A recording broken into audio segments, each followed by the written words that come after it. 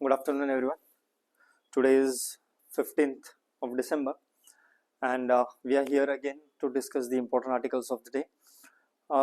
पिछले 3-4 दिनों से मैं ये कोशिश कर रहा हूँ कि जो न्यूज़पेपर एनालिसिस है वो कंटेंट हेवी ना हो, क्योंकि न्यूज़पेपर में जब आप आर्टिकल देखते हो तो उसमें बहुत सारा ऐसा कंटेंट होता है वो ना आप याद रख सकते हो ना उसको याद रखना ज़रूरी है। जैसे कि फॉर एग्जांपल आज जो पहला आर्टिकल है, why are OBC list in Bengal being scrutinized, इसके अंदर बहुत सारा पॉलिटिकल ओपिनियन दिया हुआ है, बहुत सारे कास्ट के नाम दिए हुए हैं, कौन से कहाँ पे है, कौन सा कहाँ पे, ये सब दिया हुआ है। बट हमारे लिए एग्जाम के पर्सपेक्टिव से वो इम्पोर्टेंट नहीं है। एग्जाम के पर्सपेक्टिव से क्या इम्पोर्टेंट है कि ओबीसी रिजर्वेशन के लिए लिस्ट कौन देता है, पार्लियामेंट का क्या रोल है, कॉन्स्टिट्यूशनल अमेंडमेंट एक्ट कौन सा था उससे रिलेटेड, या उसके रिपरकशंस क्या हो सकता है। ये जो इम्पोर्टेंट है बस उतना ही डिस्कस करना है। जो सारी अननेसेसरी डिटेल्स है उनको हम साइड क्वेज करेंगे, है ना। तो will try and make a point कि हम बिल्कुल सटीक टू द पॉइंट जितना जरूरी है बस उतना ही पढ़ेंगे, ठीक है। सो आज के जो 5 आर्टिकल है उसमें से first article is regarding the Bengal issue, जिसमें बंगाल में कुछ ओबीसी लिस्ट है उसको स्क्रूटिनाइज कर रहा है सेंट्रल एजेंसी, ठीक है।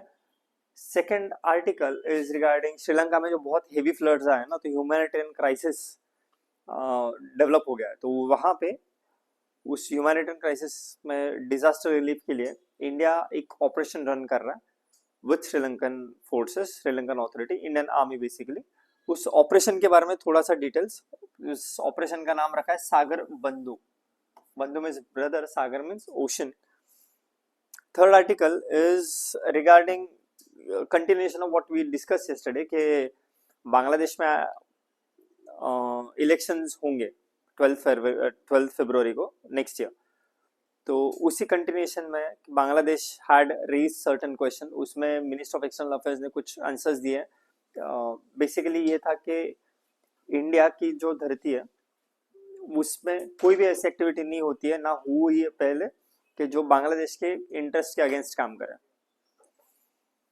फोर्थ आर्टिकल इंपॉर्टेंट आर्टिकल है, crossing a river into cyber slavery. ये न्यू डोमेन जनरेट हो रहा है स्लेवरी का, साइबर स्लेवरी। ये एग्जैक्टली क्या हो रहा है, कैसे ह्यूमन ट्रैफिकिंग हो रहा है, कैसे उनको ल्योर किया जा रहा है, उसके बारे में आर्टिकल है। इसके भी हम डिटेल्स जो है वो सिर्फ एग्जाम के पर्सपेक्टिव से एनालाइज करेंगे। लास्ट आर्टिकल जो है वो साइंस एंड टेक के साइट्स है।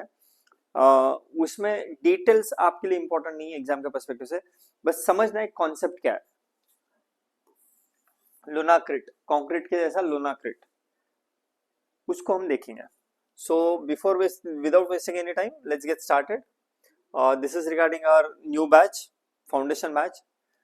It will be starting very soon. For details you can contact on the numbers mentioned. हाँ, जो कहीं जॉब कर रहे हैं या जो कहीं पहले से कोचिंग कर चुके हैं लेकिन उनको क्विक रिवीजन की जरूरत है, तो you can go for crash course. इसमें हमारा प्रीफिट का जो 15,000 MCQ का टेस्ट सीरीज है वो भी इंक्लूडेड है। इसके अभी soon it will be launching, तो उसके डिटेल्स के लिए you need to stay tuned और get in touch on this contact details. ये प्रीफिट इनिशिएटिव है जो 9 दिसंबर से स्टार्ट होता, 120 से 150 दिन तक ये चलेगा, जिसमें 3000 questions, 3000 MCQs free of cost है, जिसमें लाइव डिस्कशन होगा यूट्यूब पर, और एलिमिनेशन टेक्निक या अदर एस्पेक्ट जो है उनको टैकल उनका यूज करेंगे। एंड उसका पेड पार्ट जो है जिसमें 12,000 MCQs होंगे वो 120 टेस्ट के फॉर्मेट में है, easy, medium, moderate, full length test, इस तरीके से उनको स्ट्रक्चर किया गया है सो दैट आपका इंक्रीमेंटल प्रोग्रेसिव इवैल्यूएशन होता रहे, टेस्टिंग होती रहे, ठीक है। सो उसका जो लाइव वीडियो होता है वो वीकली डेज में शाम को 6 बजे यूट्यूब पे आ जाता है। These are QR codes of our applications. You can scan them and download the app. All right, let's get started. The first article, why are OBC lists in Bengal being scrutinized. ये है कि national commission for backward classes जो है NCBC has recommended the exclusion of 35 communities from West Bengal from the central OBC list. 35 communities को उस central OBC list से निकालने का रिकमेंडेशन दिया है एनसीबीसी ने. अब उसके वजह से क्या क्या रिपरकशंस हो सकते हैं उसको हम समझेंगे, और ये क्यों रिजर्वेशन पॉलिटिकली मोटिवेटेड एजेंडा बन जाता है इसको हम समझने की कोशिश करते हैं.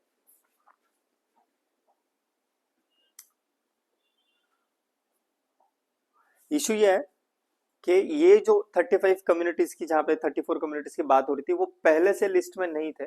2014 में 2014 में several communities were added to the central OBC list. 2014 की बात है, मतलब 10 साल पुरानी बात है, 10-12 साल पुरानी. And it was done allegedly without the adequate quantifiable data on the social and educational backwardness. Unless you are socially and educationally backward, आप OBC लिस्ट में नहीं जा सकते. उसके लिए आपको quantifiable data, provable data provide करना पड़ता है. इन कास्ट की जो लिस्ट है उसके लिए ये एलिगेशंस है कि विदाउट फॉलोइंग ड्यू प्रोसेस दे वर एडेड. अब इसमें इश्यूज क्या क्या इन्वॉल्व है. एक, वी हैव कॉन्स्टिट्यूशनल रिक्वायरमेंट्स 102, मतलब 102nd जो कॉन्स्टिट्यूशनल अमेंडमेंट एक्ट था जो 2018 में पास हुआ था, ये कब ऐड किए गए? 2014 में. एक्ट कब पास हुआ है? 2018 में. It mandates parliamentary approval for changes in the central OBC list. कोई भी चेंज करने, हटाने या फिर ऐड करने, उसके लिए पार्लियामेंट्री अप्रूवल चाहिए होता है. ऑल्सो सुप्रीम कोर्ट ने ये इंसिस्ट किया है दैट एम्पेरिकल डेटा, मतलब क्वांटिफाइबल प्रूवेबल डेटा नंबर्स के साथ should be provided to prove कि वो पर्टिकुलर कास्ट जो है वो एजुकेशनली एंड सोशली बैकवर्ड है. अगर वो नहीं है, क्योंकि अगर सुप्रीम कोर्ट स्ट्रिक्टली नहीं करेगा तो कल उठ के कोई भी पॉलिटिकल गेन्स के लिए, चलो इलेक्शन आ रहे तो इस कास्ट को ओबीसी में कर देते, इस कास्ट को इसमें कर देते, उसमें कर देते हैं, just for the political gains, उस कम्युनिटी के वोट बैंक के लिए. और ये अलग अलग जगह पे अलग अलग कास्ट के नाम पे किया जाएगा.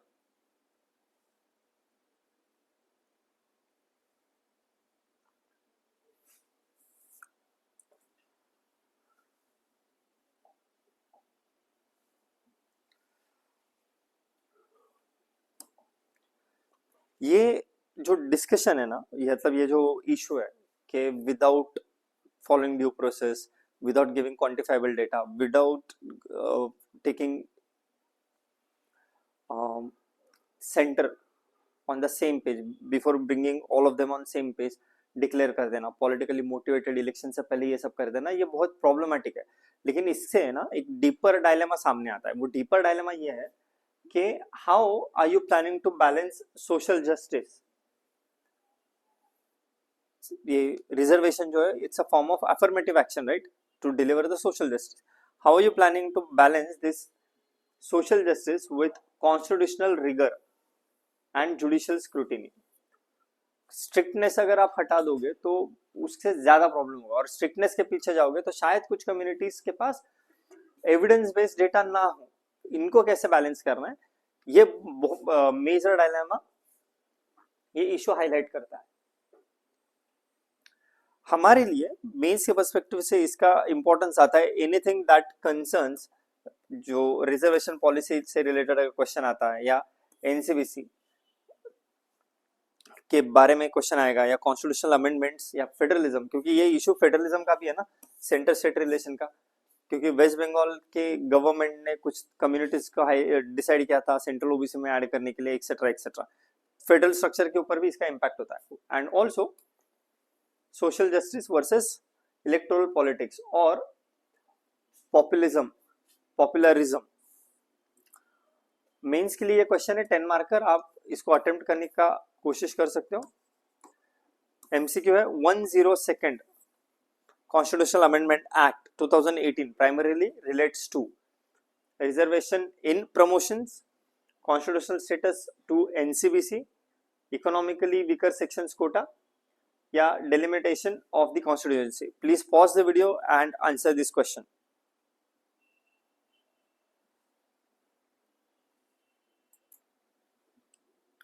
The correct answer is constitutional status to the NCBC, National Commission for Backward Classes.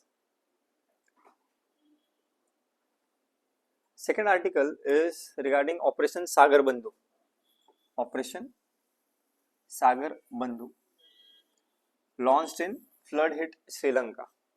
Sri Lanka में बहुत ज़्यादा बड़े पैमाने पर फ्लड्स आए, स्पेशली जो लो लाइंग एरियाज है वहाँ पे बहुत ज़्यादा इंफ्रास्ट्रक्चर रप्चर हो चुका है, रोड्स ब्लॉक्ड हैं, कनेक्टिविटी का इशू बहुत मेजर क्राइसिस पे आ गया है.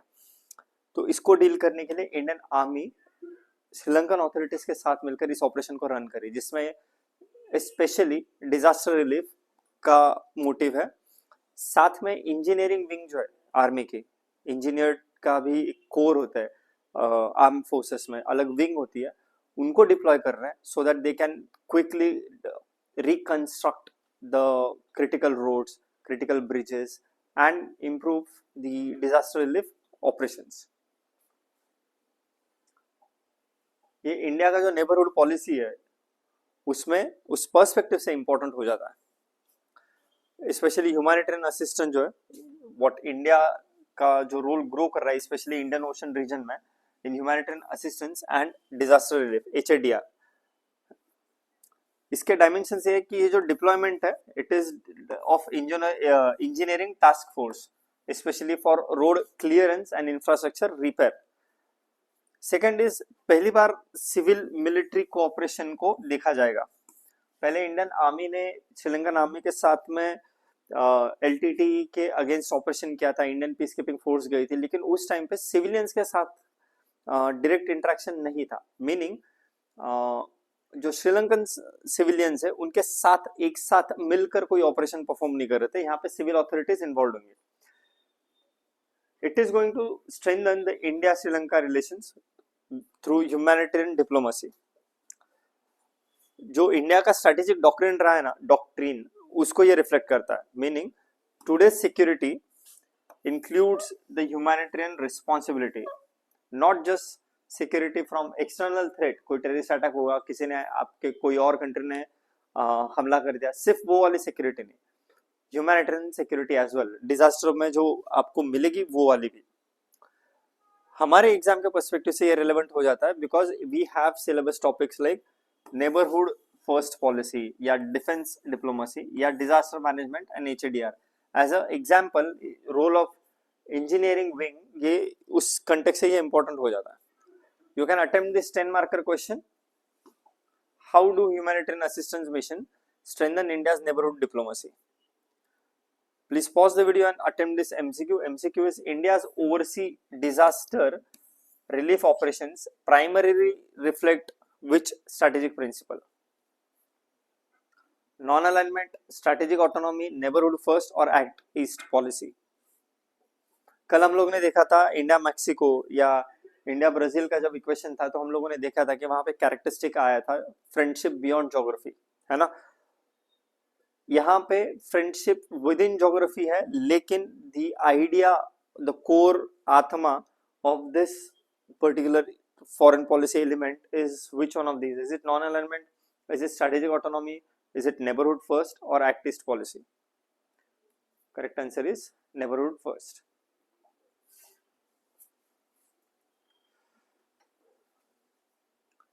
थर्ड आर्टिकल,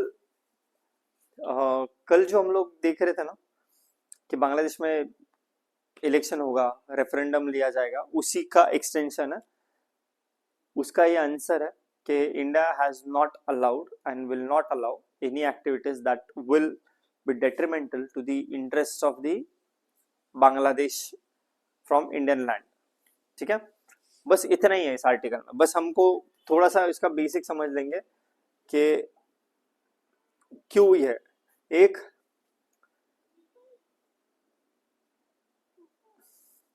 बांग्लादेश ने है ना इंडिया से हेल्प मांगा है It has sought cooperation, especially to prevent cross-border movement of suspects. जो बांग्लादेश में कुछ सस्पेक्टेड एक्टिविटीज करने वाले एक्टर्स है जिनको वो क्रिमिनल कह रहे हैं उनका ये सस्पिशन है कि they cross Indian borders and take safe haven, तो उसको डील करने के लिए हेल्प चाहिए बांग्लादेश को इंडिया से। लेकिन इंडिया ये क्लेम कर रहा है कि ऐसा कुछ भी अभी तक नहीं किया गया है, कि nobody who has interest in destabilising Bangladesh or causing harm to interests of the Bangladesh has anything to do with Indian soil. उनका ये कंसर्न भी है कि बांग्लादेश का जो पॉलिटिकल मोबिलाइजेशन हो रहा है वो इंडियन सॉइल से हो रहा है। इंडिया ने रिस्पॉन्ड दिया है एंड इट अंडरस्कोर्स कि India has commitment to sovereignty and non interference in its neighbourhood. Also India has highlighted that India and Bangladesh have had long-term cooperation on counter-terrorism. इसके पहले मतलब शेख हसीना जी थी तब भी, उसके बाद में भी India has always had good equation with Bangladesh vis-a-vis counter-terrorism और counter-insurgency. Sensitivity due to Bangladesh internal political transition. हम लोग कल देख रहे थे ना कि शेख हसीना जी को हटाकर केयरटेकर गवर्नमेंट लिया गया है, तो उस दौरान जो पॉलिटिकल इंस्टेबिलिटी जनरेट हो रही है उसके बारे में काफी सेंसिटिव है। This whole episode underlies the importance of mutual trust in India's most stable neighbourhood relationship. Mutual trust नहीं होगा तो ये काम नहीं करेगा। हमारे एग्जाम के पर्सपेक्टिव से ये India Bangladesh relation, neighbourhood, border management, counter terror operation के पर्सपेक्टिव से इंपॉर्टेंट है। इसका MCQ, India Bangladesh cooperation does not significantly include.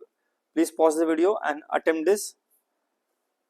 क्या include नहीं करता है?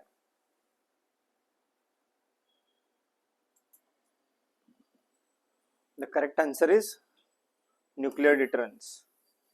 Nuclear deterrence is not a part of India Bangladesh cooperation. Security हुआ, डिफेंस हुआ, बॉर्डर मैनेजमेंट हुआ, ट्रेड, टेररिज्म, इसमें कोऑपरेट करता है, बट नॉट न्यूक्लियर डिटरेंस। ये न्यूक्लियर डिटरेंस इंडिया और बांग्लादेश के रिलेशन का पार्ट नहीं है।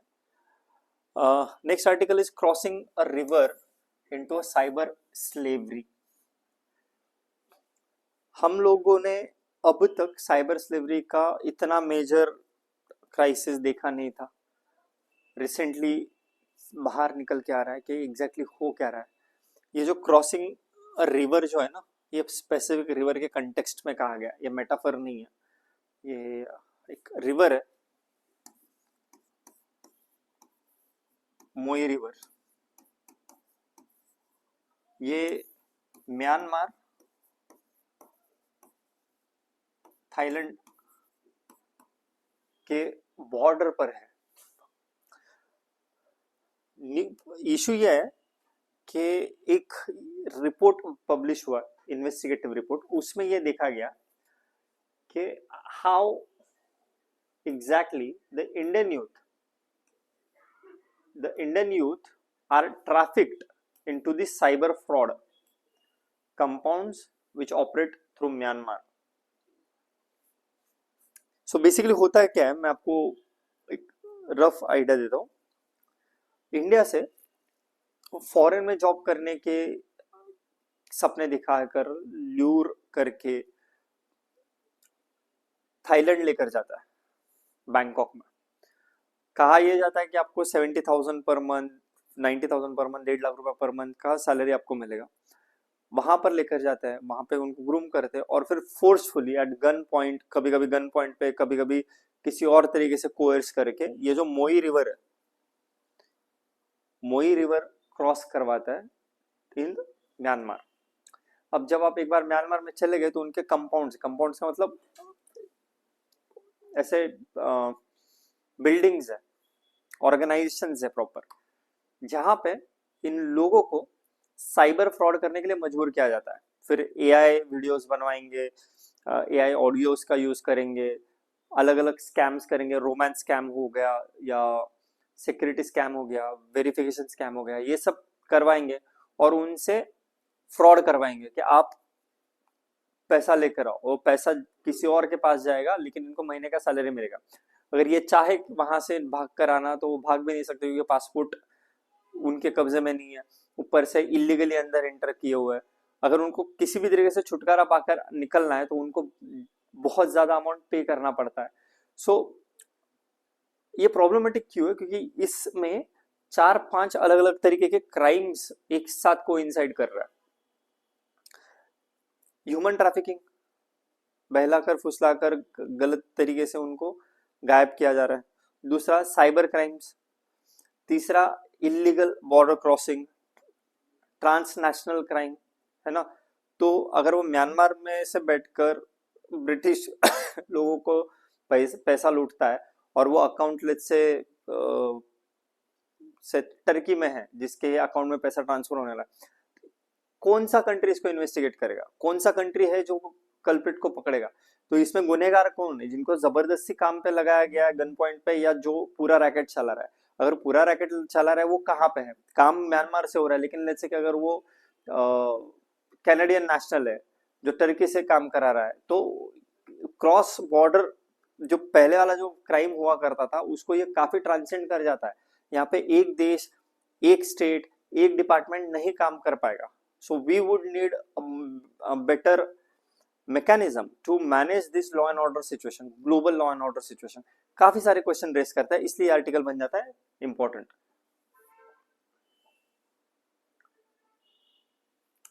ये जो रिपोर्ट आया ना उसमें ये देखा गया कि लगभग 4800 के आसपास इंडियंस है जिनको इस तरीके से लेकर गए। सिग्निफिकेंटली हाई नंबर में इस पॉपुलेशन में इंडियन से गुजराती लोग हैं। गुजराती यंग माइंड जो है उनको इस तरीके से ल्यूक्रेटिव ऑफर करके ह्यूमन ट्रैफिक करके गायब कर रहे हैं, वहां पे लेकर जाके जबरदस्ती ये सब काम करवा रहे हैं।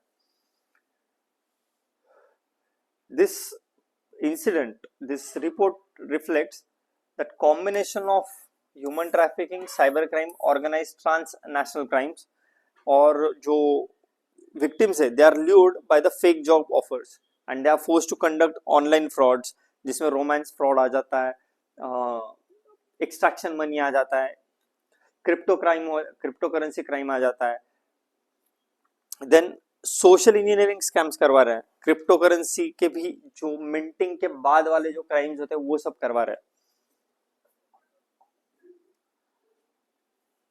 This issue has exposed the gaps in cyber policing and border surveillance। border surveillance क्यों?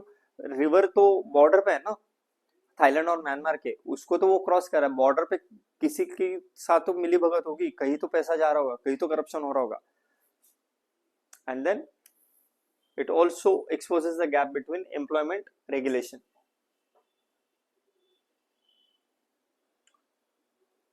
ये 10 मार्कर मेंस के लिए क्वेश्चन है। Cyber crime networks are emerging as a new form of organised human trafficking, discuss 10 marker. चलो, you please pause the video and try and attempt this question। MCQ is cyber slavery primarily involves data theft by hackers, forced cybercrime through trafficking, digital surveillance by states, या online gambling addiction. ये तो पहले delete हो जाएगा, data theft bye hackers ये चला जाएगा। Cyber slavery है, answer is B, forced cyber crime through trafficking. Last article ये साइंस एंड टेक का आर्टिकल है, इसमें कुछ आपको समझना नहीं, बस ये समझना है कि लूनाक्रिट होता क्या है। लूनाक्रिट है ना, जैसे कंक्रीट होता है जो सीमेंट से बनता है, वैसे ही लूनाक्रिट है जो मून के ऊपर सीमेंट यूज होगा उसके लिए। डिफरेंस ये है कि जो लूनर क्रिट है वो जब बनाया जाएगा तो उसमें जो रेगोलिथ यूज होगा, रेगोलिथ का मतलब जो सीमेंट के साथ में जो रेत पड़ती है, सैंड जाता है, या छोटे छोटे पत्थर जो यूज होते हैं ग्राइंड करके मिक्सिंग के लिए, वो रेगोलिथ जो है वो मून के ऊपर जो मिलता है उसी का यूज किया जाएगा। उस रेगोलिथ को यूज करके जो मून के लिए सीमेंट बनेगा कंस्ट्रक्शन के लिए, that is known as lunarcrete. Lunar का मतलब क्या है? लूनार का मतलब होता है मून और कंक्रीट का क्रिट, ऐसे वो लूनार क्रिट बना है। इसका फायदा ये है कि ये एक्सट्रीम लेवल ऑफ टेम्परेचर या वेदर के वेरिएशन को विथस्टैंड कर सकता है। एक इससे फायदा क्या होगा, एक लूनार के ऊपर मतलब चांद के ऊपर, मून के ऊपर सस्टेनेबल हैबिटेट एस्टेब्लिश किए जा सकते हैं, कंस्ट्रक्शन वर्क किया जा सकता है using this material. It will reduce the dependence on earth supplied material. अगर पहले अर्थ के मटेरियल को यूज करना पड़ता तो यहां से सारा सामान ऊपर लेकर जाकर कंस्ट्रक्शन करना पड़ता। Third, it has emphasized and enabled the long-term human presence on the moon. It also aligns with the Artemis program or the future lunar bases or ISRO. ISRO का मतलब होता है in situ resource utilization principle. जहां पे in situ मतलब जहां पर जा रहे हो वही के resources को use करना is ISRO principle. ISRU, in situ resource utilization principles. And this actually has marked the shift from exploration to the extraterrestrial habitation. Simple था, इसमें सिर्फ जितना हमारे काम की चीजें उतनी देखनी थी। रेगोलिथ जो यूज होगा वो मून का ही यूज होगा। ये क्वेश्चन उसी से ऊपर है। Lunacrete is primarily made using Martian soil. Martian soil obviously नहीं, मार्शियन सॉइल कहां पे होगी, मार्स पे, तो ये नहीं है। Lunar regolith is the answer. Alright, these are our smart books now available in ASME script as well. For details you can contact on this number. Thank you so much. See you soon on our daily pre-fit YouTube live videos. Have a good day.